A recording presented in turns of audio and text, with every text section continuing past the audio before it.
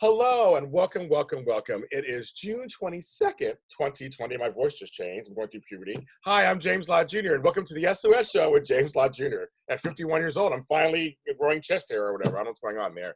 Welcome to the show. You know how crazy I am. And I have a great guest, of course, that's going to be on the show that we have known each other for years, but just I don't know why she and I have been on the show. Let me read some of her credentials. She is the founder of More Than Organized, which is her company.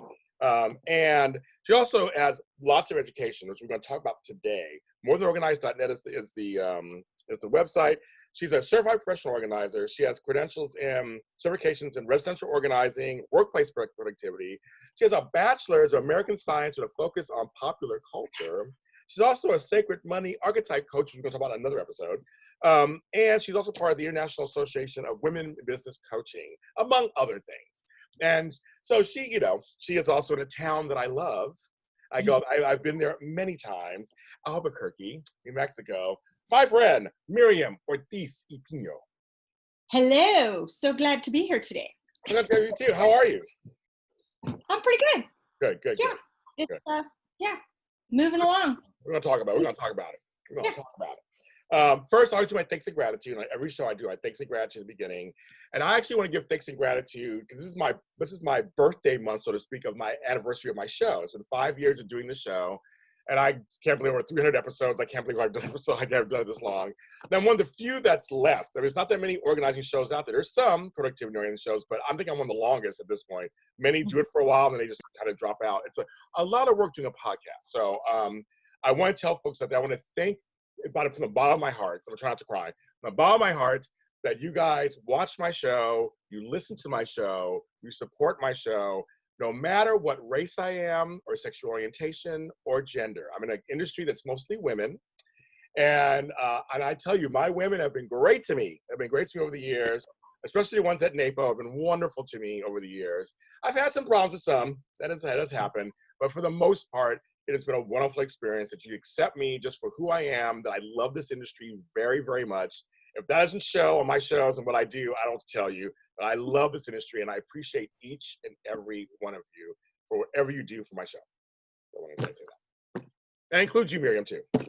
Nicely done. I love that. I don't know.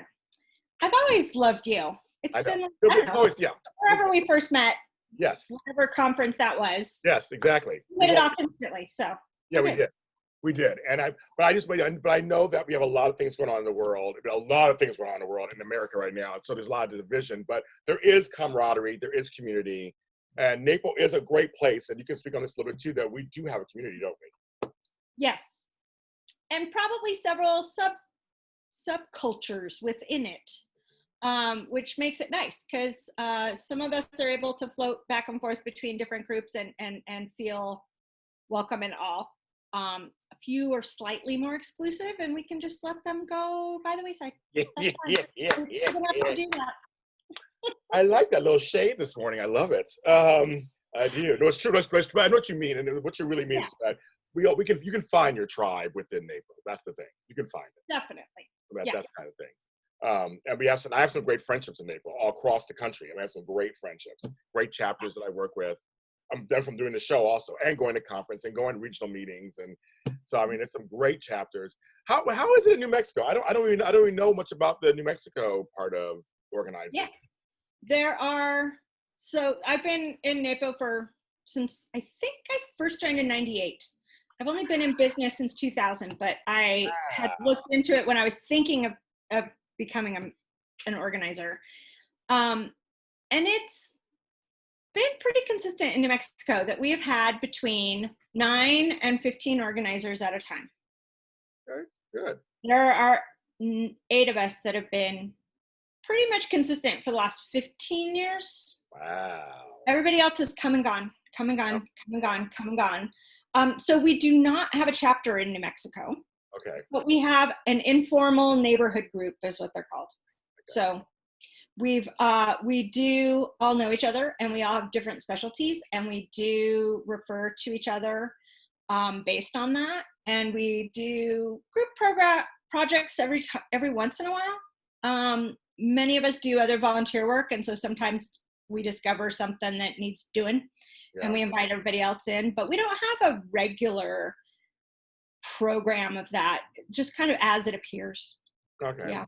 Is it also due to just population size or just geographical? Because it's very desert out there. Yeah, so it's often baffling to us when we talk to our colleagues in other areas where just as an example, someone will get an article in a newspaper and they'll have 87 calls, and I'm like, okay, well, I wrote an article in the paper. I had a column in the paper for 3 years, and I got maybe 7 calls total. Wow. There's just the population density is smaller. There's only a couple million people in the whole state. Right. And it's big. So like Wyoming, few people, lots of land. And there's also lots of room for people to hold on to things. Yeah, that's true. No, right. That's true. Right. Yeah, there's not as much apartment living as there is, pull up a trailer on the land kind of living. Yeah.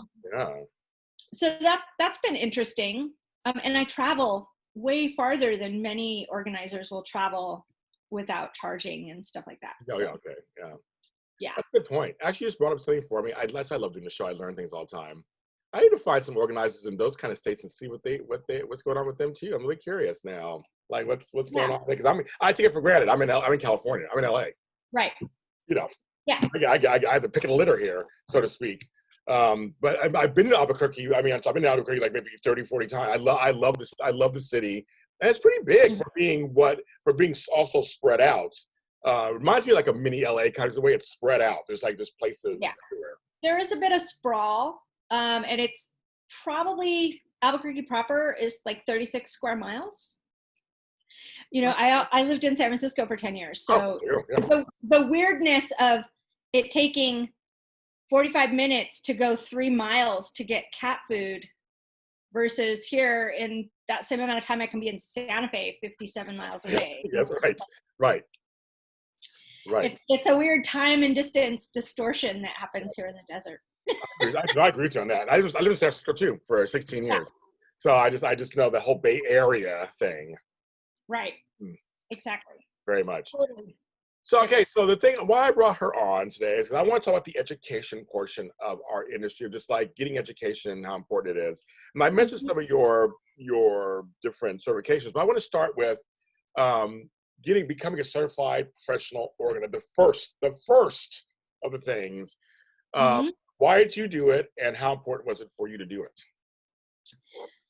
Yeah, this is a really cool story.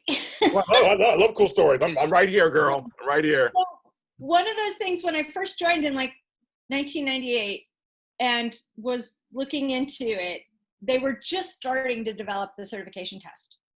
And I was asked to do the beta test version once. And I did the whole thing and I was like, it's not hard enough. And the questions are bad because there's no one answer for several of them that you are offering as multiple choice question. Okay. And I was like, well, in that situation, yes. In this situation, that. So I was asked to give some feedback on the test. And then it disappeared for 10 years, almost 10 years. Oh, dang. Oh, okay. Got on it and got serious about it. Okay. So when I took it the inaugural year, part of it was I wanted to be first. I'm weirdly competitive with myself.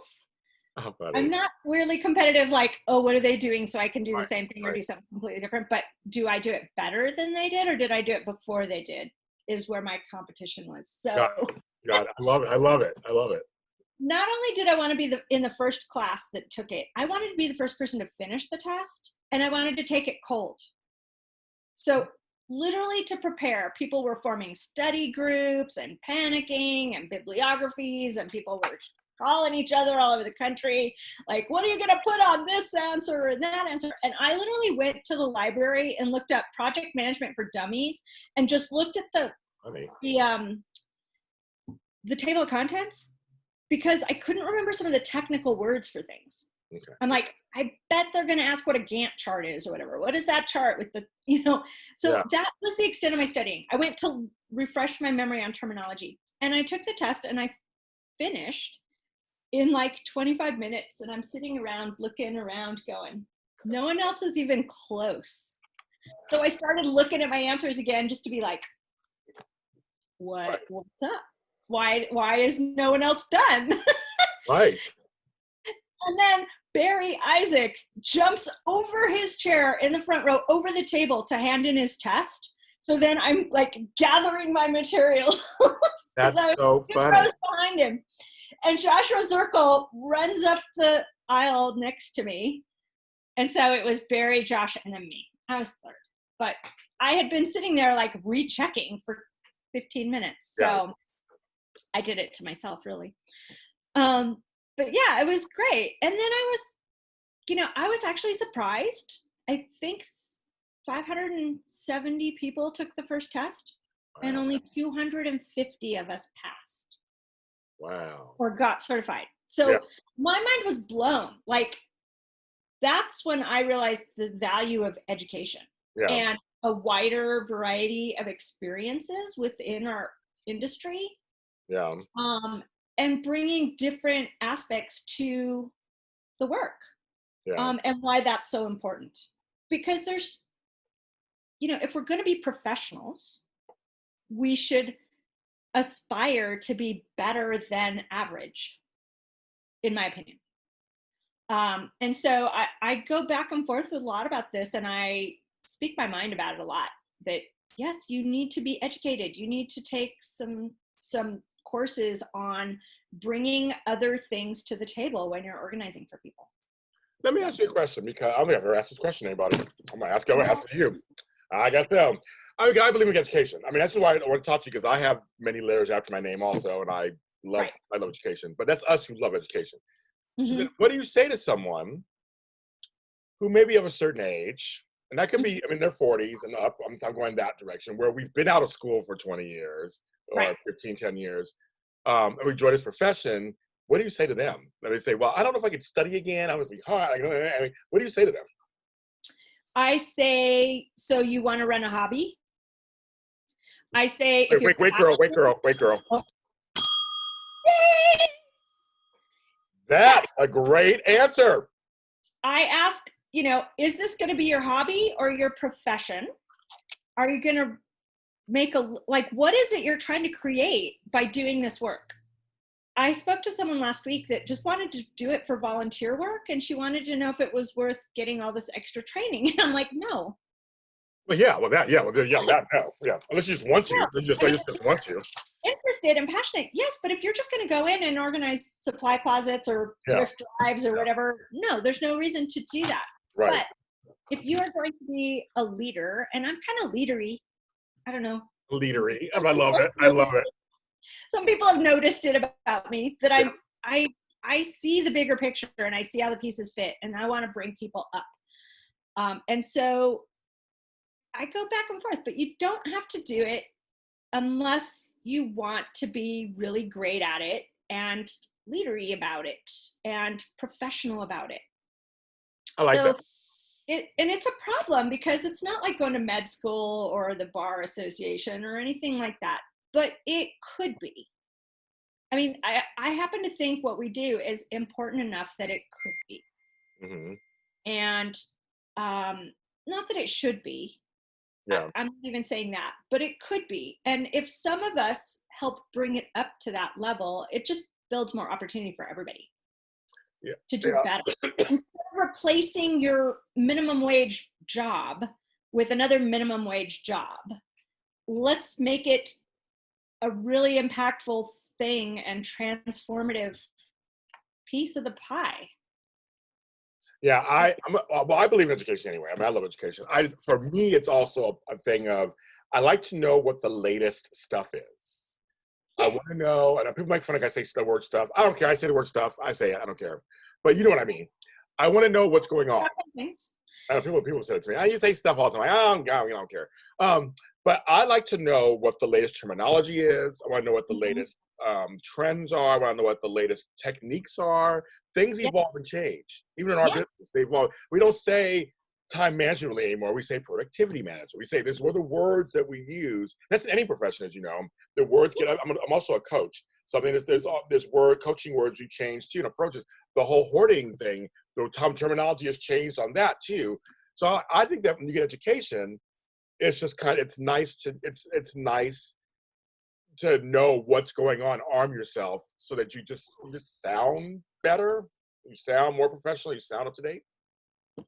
Right. Well, it's the difference between I'm afraid to go to a client's house because I don't know how they're going to perceive me and being really confident in knowing what you're talking about. Hmm. That's why you get education and to satisfy your own curiosity. There's Let's that be too. honest. There's that too. Actually sorting through people's stuff with them is not all that exciting Right. unless you can bring something else to the equation, like coaching, helping them transform, helping them understand, or even the like suburban archaeology of it. What is happening here? Like, I'm a curious person. I'm like, why would you collect these kinds of things? Tell me about that. And I'm just kind of interested in the stories and things. I But agree. there's a lot of organizers that go in and they just, grind out pantries or grind out closets and don't even talk to the client. And I'm like, that's not professional level work. That is I agree. That's work. grunt work. That's just Yeah. you coming in, you're a worker bee, you come Yes. in and do it. And I'm sorry to sound shady. I'll give some shade about that. I think you should be more than I think we are more than just an Hmm. organized, because we do more than what we just do. And I feel like, and also, you bring up a good point, but also out of that is, there are times when your clients are very unique and they have unique items. Would it be Yes. nice to know how to store them or give them options on how to, hold them, where to put them? Like, it's like Right. you said, it's not exciting just sitting there going, socks go in there and pants go over there. It's like, it could be, do you know different techniques on how to fold that might work better Right. for that person? I know people are always like, well, how do I fold my shirts? I'm like, I don't know. Do you like hanging them or folding them? Well, Marie Kondo says you should do it this way. It's like, well, that's great for that particular space. And I do that at my own house in my own drawers, but I'm not a hanger. And all of your t-shirts seem to be on hangers right now. So Right. let's work with that. Yes. There's more depth to our choices. And that's where my curiosity really comes in. I'm fascinated by how people make choices and how the brain works to do that. And that's why I pursue more education at all times. Great answer. And I completely agree with that. Yeah. Now you have we're going to talk about the money thing later on this week, Yeah. but you do have residential organizing certification and a workplace productivity one. So you got both going on. Yes. Before each one, but do they ever overlap? Constantly. Okay. My ideal client is an entrepreneur that works from home. There you go. Right there. So Right there. that's my sweet spot. I got really fascinated by entrepreneurship. And so I brought back a lot of my old corporate productivity skills and group dynamic skills to the table. Because I was saying, there's each of these things, you get them, but they work. I mean, and I'd love. So now there are many programs through NAPO, of course. There are many different courses. So I'm assuming you picked residential organizing because that's what you mainly do, correct? You work at residential homes, I guess. I think that one. Yeah. What did you get out of that course the most? What did you get out? What was the biggest takeaway?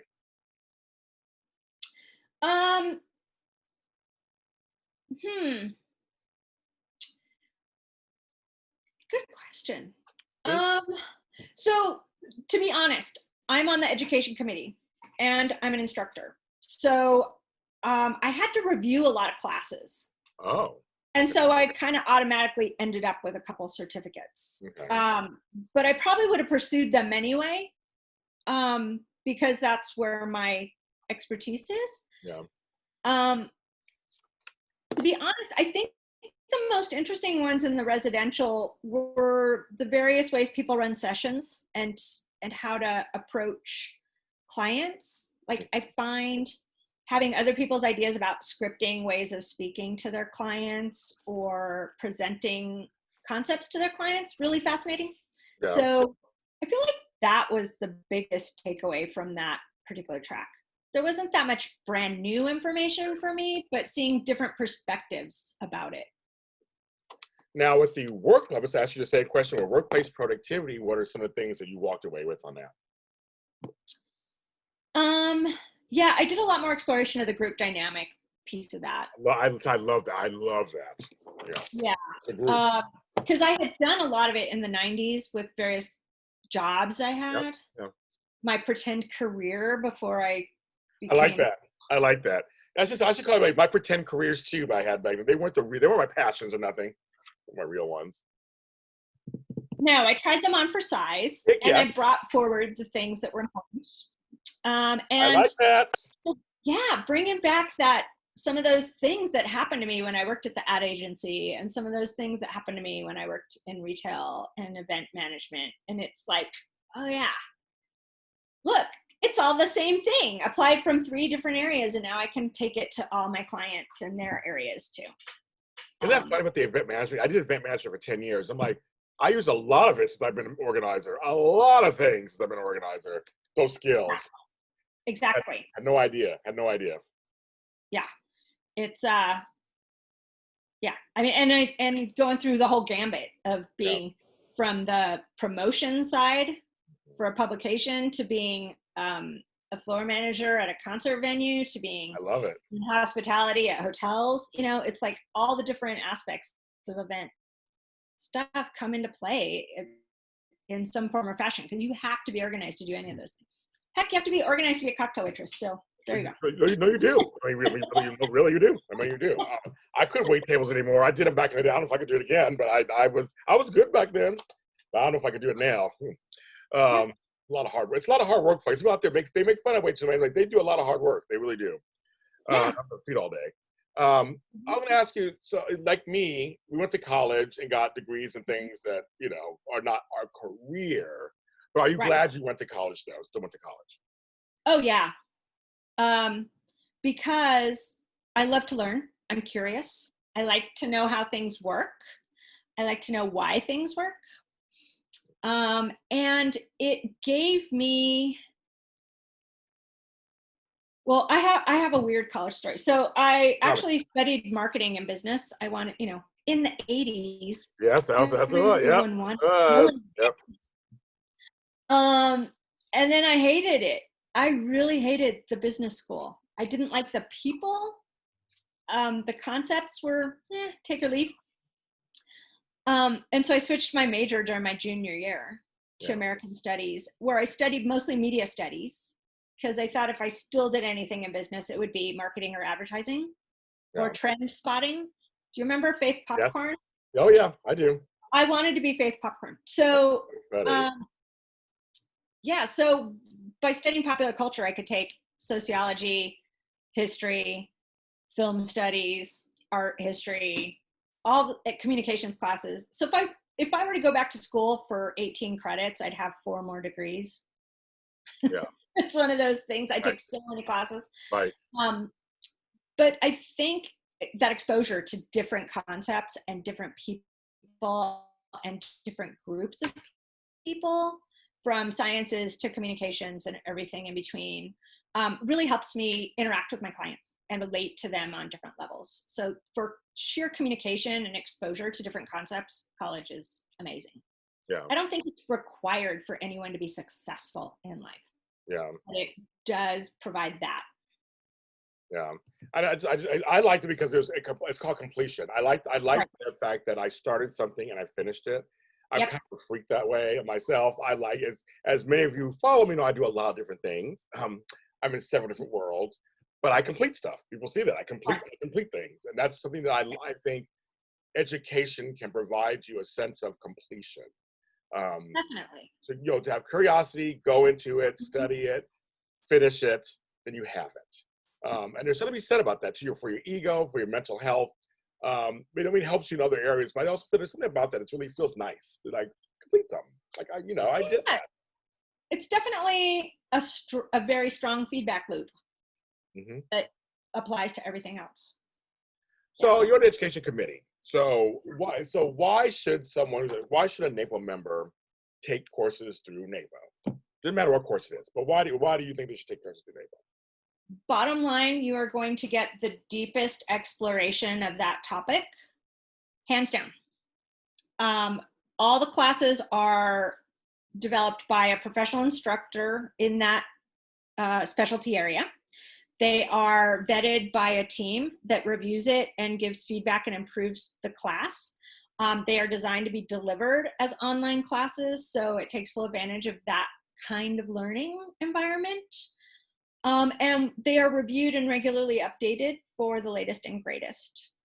So that's why sometimes people complain about, well, I took it 2 years ago and now it doesn't count. And it's like, well, it's been updated probably. There's new stuff. So just take it again, it'll be fine.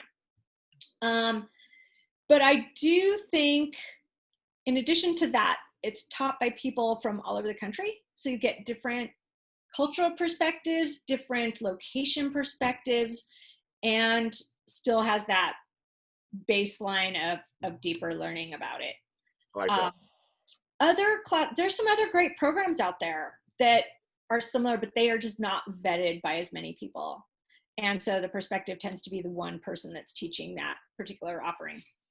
Yeah. I offer my own classes through my stuff too, I and do too. mine are not nearly as deep as the ones I do for NAPO. Right. So. Exactly. And that's a good point. I'm glad you brought it. It's a good point. Because I mean, people know I have my classes. I teach stuff through Michael's. I mean, I have my own stuff too, but it's not the same level. I'm not saying it's bad or anything. My stuff's good. Right. Your stuff's good too. But like you said, there is a different level. Like you, I seek higher. I'm in the coaching program right now, so I seek higher education myself also. Right. Which So, helps me.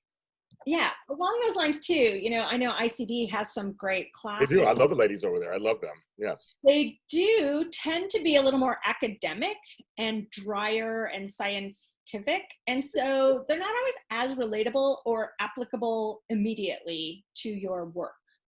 They're very theoretical, which is great. But it is that difference between the theoretical and the practical. Yeah. Yeah. And everybody, of course, it's all up to the way you learn out there. Some folks like that, and some folks like this. I mean, some folks are very visual, and some folks are very, you know, I mean, it's a different way of learning. But I think I love education. I do. Plus, I always feel like when you're in a business, a profession that you love, don't you want to learn everything you can, so to speak? I mean, I'm that way. I don't know about you, but that's how I am. I'm all about inside baseball. Right. I mean, seriously, I feel, you know, I feel like, I mean, it's like, I don't understand what people don't want to learn anything more. I'm like, so you made a decision, that's it. So for the next 15, 20 years, that's it. You don't want to learn nothing. And yet, that was one of the most surprising things when I became an organizer is how few people know what they want. Isn't that funny? I know. Why? What do you want? Why do you have this? What do you want? Right. What was the thought process here? And it turns out we are not very good at examining what we want our lives to be. Right. What do you say to people who say they don't have time? Well, right now, everybody got time. But what do you, maybe minus Rona and everything, what do you say to people who say they don't have time? I mean, how easy is it to take these courses at NAPO? We can tell people. Right. I'm like, well, okay. So where can you find the time? If it's important to you, we're going to find the time. What priorities? You know, maybe going to Target one less time a week. There you go. Maybe making fewer labels. Maybe, I mean, most of these classes, okay, that might not be true anymore. There's several multi-part classes now. But most of the classes, I think, are still around an hour to 75 minutes. And you don't have to do it all at once. You can come back to it and pick up where you left off once you've watched it all the way through once. No, I'm glad you said that. No, seriously, I want people to know that they can do this. It can be done. Yeah. I mean, there was one year I took, I don't know, we were reviewing classes and it was literally down to like 4 of us left reviewing every conference recording that had ever happened because we were doing the tracks the first time through. And I think I took about 4 NAPO classes a week for an entire summer. Wow. It was over 20 classes in just like 3 months. So it's possible. None of them are that taxing on your brain or your well-being. Like, it's great information, but it's not like taking a college class where you got to then go do the homework and then take a test. This isn't law or medicine or anything like stuff like this. Is stuff that you like. This is stuff you'll probably like. Right. No one's gonna die if you didn't catch the right word. Right. But it's about importance, and it's true. Not everyone has the time to do it. But I know a lot of people that really don't have the time compared to the person that says they don't have time to do it. Me too. Well, I tell folks, if I could do it and I do 20 different things, then you can find the time. Trust me, I'm in Hollywood and I'm organizing and I'm doing it and I'm still going to school. Right? You can find the time. But of course, we're not shaming you at all about there. But you do what you gotta do. But I just think organized. Don't you know your priorities? Oh my God, like totally. I'm just like, come on. Especially for folks who do make excuses or who are afraid, who are just kind of like, well, should I? I don't know. I wanted this episode to be about, here's somebody who's on the committee, who's done the courses, who's just saying, you should do it. If you want, I love that. Do you want this to be a hobby or a career? Like what profession? What do you want this to be for you? Because it's just deeper understanding. And what's the worst that could happen if you take one class? Right. No one says you have to take the full course. No. Start with some of the conference sessions about a specific topic that you're interested in. You know what the best resource in there is the business resources. Oh yeah. Yeah. It's not even an earnable certificate. It is just different people's perspectives on how to run your business and different aspects of your business, from how to deal with your money to how to deal with your social media to how to deal with your client sessions and your team. Those classes are amazing. Mm-hmm. They are. They are. Well, thank you, Miss Miriam Ortiz y Pino, for being on the show. We did it. You've been on the show. You did it. Tell the fine folks out there where they can find you on the interwebs. Yes. So my website is morethanorganized.net. That's a whole other story, but it's fun and it's great, and I love my site. So. Ta-da! Ta-da! I also have a Facebook page, More Than Organized, and I have Instagram, is MOYPMTO.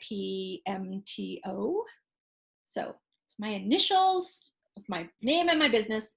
And Twitter's the same, MOYPMTO. And I have a YouTube channel, More Than Organized Run Together. Yes. And NAPO.net, of course, for all courses and things. If you're a NAPO member. NAPO.net. Yeah.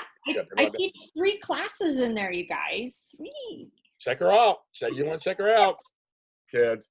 And you can find me where all James Lott Jr.'s are sold, at James Lott Jr. on all social media platforms. This show is everywhere. It's on every streaming service you can possibly think of. Trust me, I have it everywhere, from iHeartRadio to Spotify to Pandora, Spreaker.com, Deezer. When you find it under the SOS show at James Lott Jr., like, subscribe, follow, comment, share this with anybody you think needs to hear this educational piece. Feel free to share with everybody. On the YouTube channel, which is JLJ Media, you can find this show on there also, and many other shows that I do, from the entertainment world to coaching to medical to authors. I do it all.